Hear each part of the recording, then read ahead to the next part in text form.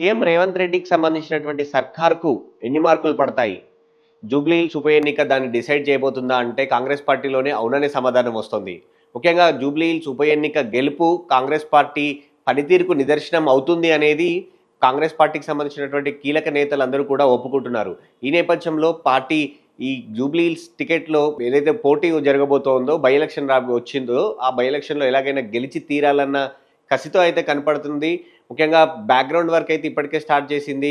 ముఖ్యంగా అజారుద్దీన్‌తో పాటు అక్కడ స్థానికంగా గతంలో పనిచేసుకున్నటువంటి నవీన్ యాదవ్ కావచ్చు, ఇంకా చాలామంది నేతలు జూబ్లీహిల్స్ టికెట్ కోసం కాంగ్రెస్ తరపున టికెట్ ఆశిస్తూ వచ్చారు. అయితే ఈ ఆశావాహులు ఎక్కువగా ఉన్న నేపథ్యంలో ఒకరిని సైడ్ చేస్తూ పార్టీ ఒక నిర్ణయానికి వచ్చినట్టుగా అయితే తెలుస్తోంది. ముఖ్యంగా అజారుద్దీన్ గత ఎన్నికల్లో పోటీ చేశారు, ఓడిపోయారు. కానీ ఇప్పుడు కూడా మళ్ళీ నాకే టికెట్ కావాలని బహిరంగంగానే అడిగిన నేపథ్యంలో ఏఐసీసీ పెద్దలు పిలిపించుకొని మాట్లాడారు. రాష్ట్ర కాంగ్రెస్ పార్టీ పెద్దలు పిలిపించుకొని మాట్లాడిన తర్వాత ఆయనకు ఎమ్మెల్సీ ఇస్తూ నిర్ణయం తీసుకున్నారు. సో అజారుద్దీన్‌ని సైడ్ చేశారు. కానీ ఎవరు పోటీ చేస్తారు? పోటీ చేసేది గెలిచే అభ్యర్థి అయి ఉండాలన్న ఉద్దేశంతోటే కాంగ్రెస్ పార్టీ దూకుడుగా వ్యవహరిస్తున్నట్టుగా తెలుస్తోంది. ముఖ్యంగా ఈ సెప్టెంబర్ 17వ తారీఖు వరకు అక్కడ జూబ్లీహిల్స్ నియోజకవర్గ పరిధిలో ఎలక్షన్‌కి సంబంధించినటువంటి ఎలక్టరల్ ఓట్స్ ఏవైతే ఉంటాయో వాటికి మార్పులు, చేర్పులు కావచ్చు, కొత్త ఓటర్ల నమోదుకు సంబంధించినటువంటి అవకాశాలని ఈసీ ఒక అవకాశం ఇచ్చింది. ఆ తర్వాత వెంటనే దీనికి సంబంధించినటువంటి తుది ఓటర్ లిస్టు రాబోతోంది. ఆ తర్వాత ఎలక్షన్ ప్రక్రియను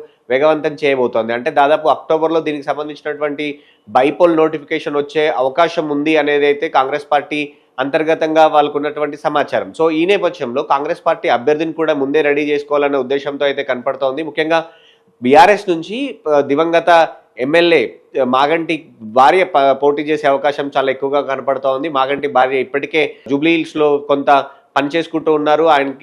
ఆవిడకి ఇటు పీజేఆర్ కొడుకు విష్ణువర్ధన్ రెడ్డి కూడా కొంత సహాయం చేస్తూ ఉన్నారు. పార్టీ కూడా ఆమెని అభ్యర్థిగా నింపి పెద్ద ఎత్తున ప్రచారం చేయాలి, తమ సిట్టింగ్ స్థానాన్ని నిలబెట్టుకోవాలని బీఆర్ఎస్ పార్టీ భావిస్తోంది. అయితే కాంగ్రెస్ పార్టీ మాత్రం ఎవరిని అభ్యర్థిగా నిలబెట్టాలి, నవీన్ యాదవ్‌కు టికెట్ కన్ఫర్మ్ అవుతుందని అందరూ అనుకున్నప్పటికీ కూడా జూబ్లీహిల్స్ నియోజకవర్గానికి సంబంధించి గెలిచే అభ్యర్థి కావాలన్న ఉద్దేశంతోటి ఈసారి అక్కడి నుంచి దానం నాగేందర్‌ను పోటీ చేయించే అవకాశం కనపడుతోంది. దానం నాగేందర్ ప్రస్తుతం ఖైరతాబాద్ ఎమ్మెల్యేగా ఉన్నారు. బీఆర్ఎస్ పార్టీలో గెలిచి ఆ తర్వాత కాంగ్రెస్ పార్టీకి వచ్చారు. కాంగ్రెస్ పార్టీ నుంచి సికింద్రాబాద్ ఎంపీగా పోటీ చేశారు. ఎంపీగా పోటీ చేసే సమయంలో తనకు మంత్రి పదవి ఆఫర్ ఉంది అనేది ఆయన కావచ్చు, ఆయన వర్గం కావచ్చు చెప్పిన మాట. కానీ ఆయన ఓడిపోయారు. ఆ ఓడిపోయిన తర్వాత కొంత సైలెంట్ అయ్యారు. ఈ మధ్య సుప్రీంకోర్టు డెడ్ లైన్ల నేపథ్యంతో కావచ్చు, స్పీకర్ తీసుకుంటున్న నిర్ణయాల నేపథ్యంలో దానం నాగేందర్పై వేటు వేసే అవకాశం కనపడుతూ ఉంది. పార్టీ ఫిరాయింపుల చట్టం ప్రకారం ఆయనకు పై వేటు ఉండొచ్చు అనే అభిప్రాయం నెలకొంది. దానం నాగేందర్ కావచ్చు, కడియం శ్రీగారు కావచ్చు, మరొక ఇద్దరు ఎమ్మెల్యేల పేర్లు వినిపిస్తూ ఉన్నాయి. అయితే స్పీకర్ వేటు వేయకముందే నేనే రాజీనామా చేస్తాను, జూబ్లీహిల్స్ టికెట్ నాకు ఇవ్వండి, కానీ నేను గెలిచి వస్తాను, ఖచ్చితంగా గెలిచి వచ్చాక మాత్రం నాకు మంత్రి పదవి కావాలి అని దానం నాగేందర్ కాంగ్రెస్ పార్టీ ముందు ఒక ప్రపోజల్ పెట్టినట్టుగా తెలుస్తూ ఉంది. ఆ ప్రపోజల్పై పార్టీ పెద్దల్లో చర్చ జరుగుతున్నట్టుగా సమాచారం అందుతూ ఉంది. తను ఎలాగూ మంత్రి పదవి ఆఫర్ తోటే కాంగ్రెస్ పార్టీలోకి వచ్చారు కాబట్టి ఈసారి జూబ్లీహిల్స్ టికెట్ గెలవగలిగితే, జూబ్లీహిల్స్ టికెట్ ఇస్తే, జూబ్లీహిల్స్ నియోజకవర్గం నుంచి తను గెలిస్తే తనకు మంత్రి పదవి ఇవ్వడానికి ఇబ్బంది ఏంది, తను కూడా ఎట్లాగూ బీసీ వర్గం నుంచే ఉన్నారు కాబట్టి అనేది పార్టీలో జరుగుతున్నటువంటి అంతర్గత చర్చ. పైగా గ్రేటర్ హైదరాబాద్లో గతంలో కాంగ్రెస్ పార్టీ మొన్న జరిగినటువంటి జనరల్ ఎలక్షన్లో ఒక్క సీటు కూడా గెలవలేదు. ఆ తర్వాత కంటోన్మెంట్ ఉప ఎన్నిక వచ్చింది. కంటోన్మెంట్ ఉప ఎన్నికలో కాంగ్రెస్ పార్టీ విజయం సాధించింది.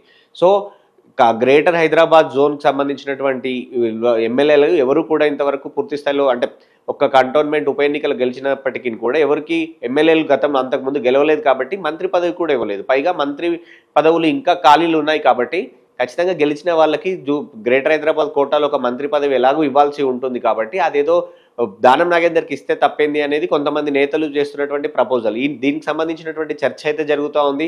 సీఎం కూడా కొంత సుముఖంగా ఉన్నట్టుగా తెలుస్తుంది. ముఖ్యంగా ఖైరతాబాద్ నియోజకవర్గం సంబంధించినటువంటి దాంట్లో పార్ట్గానే గతంలో జూబ్లీహిల్స్ కూడా ఉండేది. ఆ తర్వాత విడిపోయింది. సో అక్కడ పరిచయాలు ఉన్నాయి.